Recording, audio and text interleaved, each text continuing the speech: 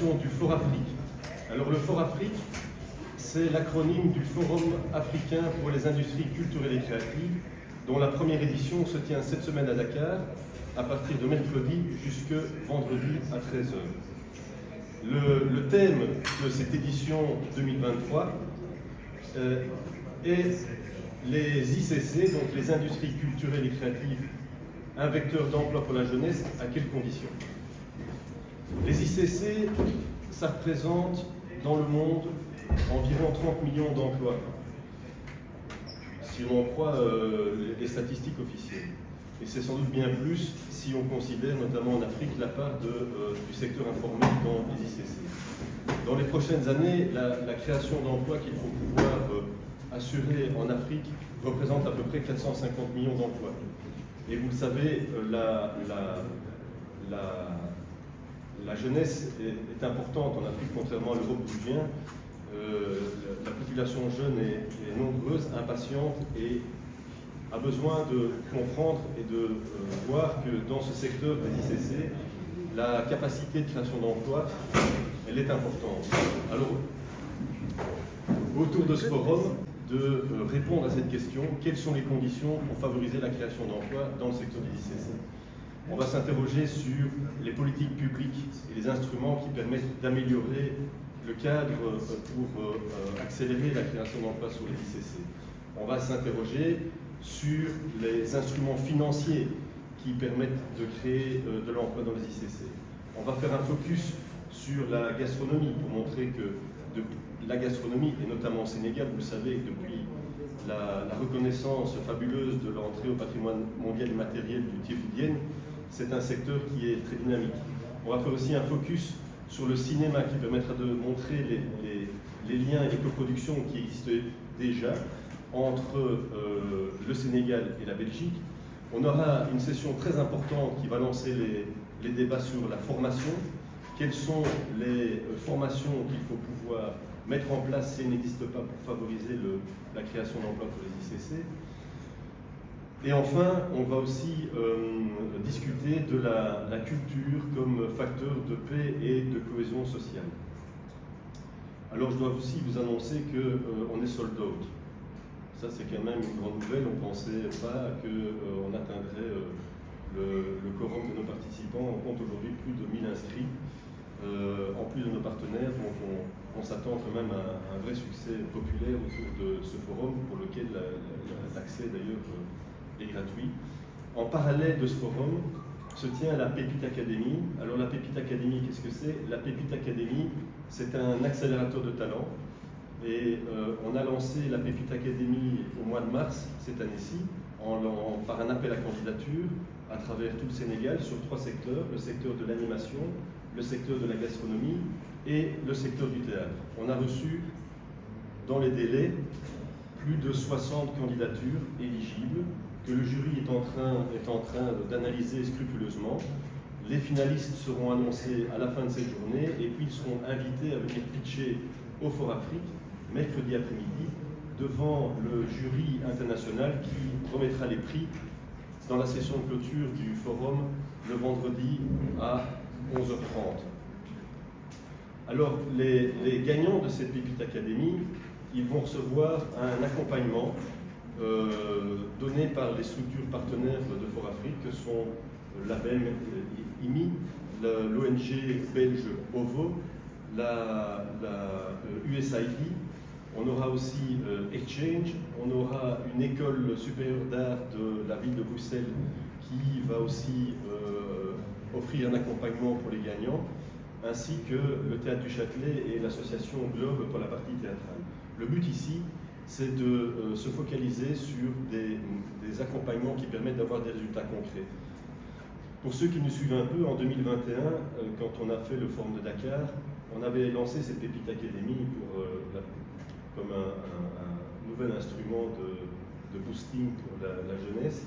Et les 3 gagnants, aujourd'hui, comptent des résultats concrets. Vous pouvez d'ailleurs le voir sur le site du forum sur la Sénégal, mais aussi les structures internationales qui nous accompagnent et qui sont partenaires de ce forum, sont là, sont mobilisées pour que le secteur puisse se structurer. connaissez comme moi l'industrie du cinéma. Voilà un exemple concret d'un secteur des ICC qui est déjà structuré beaucoup plus fortement au Sénégal que d'autres, comme par exemple la photographie, le graphisme, l'animation. Eh bien, les politiques publiques et l'effort des partenaires permettraient à l'avenir d'accélérer le mouvement. Je vais prendre un exemple très concret. En Belgique, il y a 20 ans d'ici, on n'avait pas d'industrie du cinéma. On avait des excellents experts, donc des excellents caméramans, des fixeurs, des directeurs photo, des techniciens des électros, des preneurs de son, etc. On avait même des excellents réalisateurs. Donc vous savez peut-être, la Belgique a gagné quelques palmes d'or au Festival de Cannes, mais il n'y avait pas d'industrie. Et puis le gouvernement belge a décidé de mettre en place un mécanisme fiscal qui s'appelle le tax shelter et qui permet au secteur privé d'investir dans le cinéma, de bénéficier d'avantages fiscaux qui permettent aux producteurs de boucler leur budget et puis, si le film est un succès, d'avoir un retour sur l'investissement. Et bien, depuis 20 ans en Belgique, l'industrie du cinéma s'est structurée à tel point que plus de 50% des films qui sont tournés en Europe passent par la Belgique.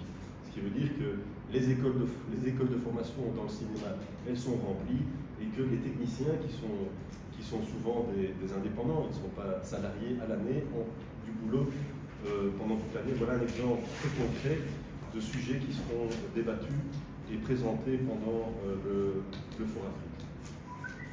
Alors pourquoi je parle beaucoup de la Belgique? Parce que cette année, il y a un focus particulier qui est mis sur les relations entre le Sénégal et la Belgique en lien avec la mission économique princière qui se tient pour l'instant ici au Sénégal et qui a attiré près de 300 investisseurs belges, qui montre aussi le dynamisme et l'investissement que les entrepreneurs belges sont prêts à mettre dans le Sénégal. Et donc beaucoup seront présents au Forum Afrique pour rencontrer les différents participants et les acteurs de l'écosystème sénégalais.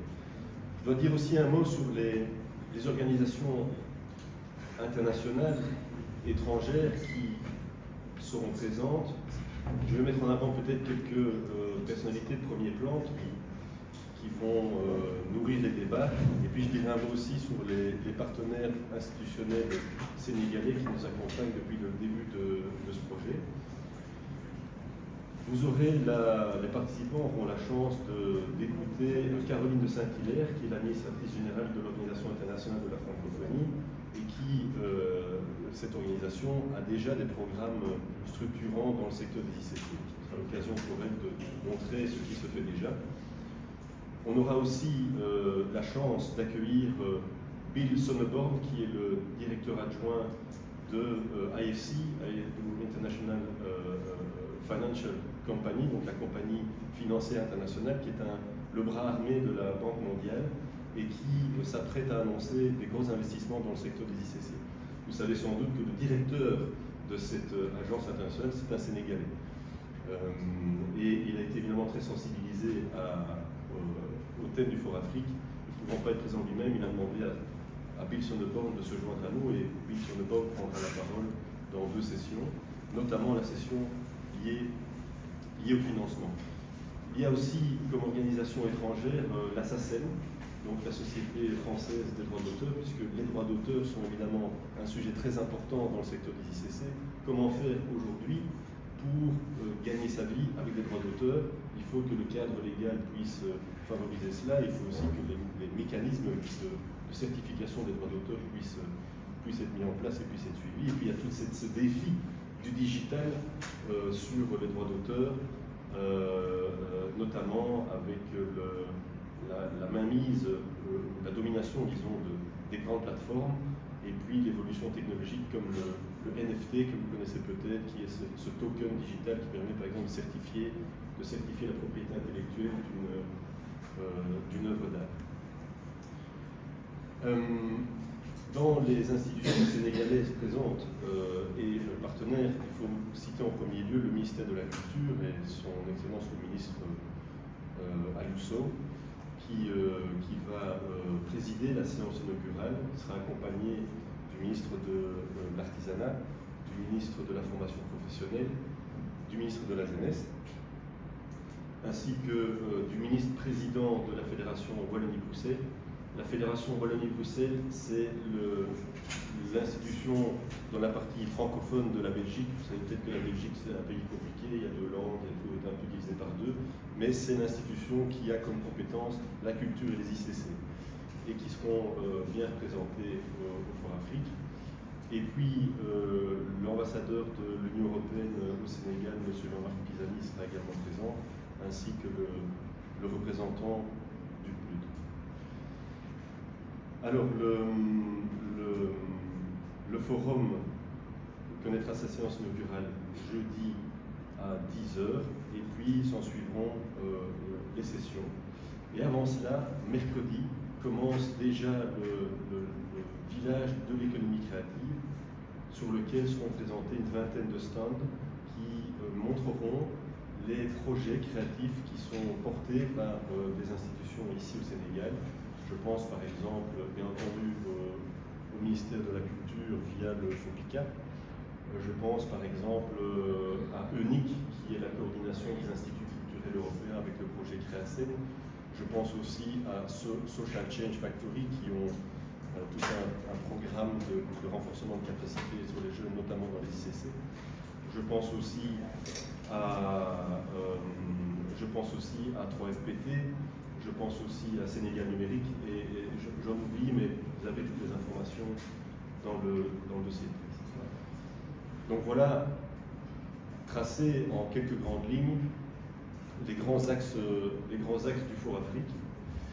Youssou N'Dour sera présent à l'inauguration du village. Youssou N'Dour sera aussi évidemment présent à l'inauguration du forum, et puis il participera au débat. Il sera là aussi pour activer des rencontres avec les partenaires qui seront présents. Et puis à l'issue de ce forum, on avait l'habitude de le faire lorsque nous organisions le forum de Dakar, seront rendues disponibles les conclusions des discussions qui auront lieu, seront mises à disposition de la presse notamment, mais aussi de toutes les personnes qui souhaiteraient se les procurer, en espérant, et c'est vraiment notre souhait, que les discussions puissent aboutir sur des recommandations concrètes qui s'inspirent des bonnes pratiques de ce qui se fait déjà ici, comment les améliorer, comment les renforcer, qui s'inspirent aussi des bonnes pratiques qui se font ailleurs, notamment en Belgique, au Bénin, en France, au Canada ou dans d'autres points du monde, et que lors de la prochaine édition du Fort Afrique, on puisse repartir de ces conclusions, les questionner et voir comment le cadre et l'écosystème a pu progresser. Voilà, je n'ai pas été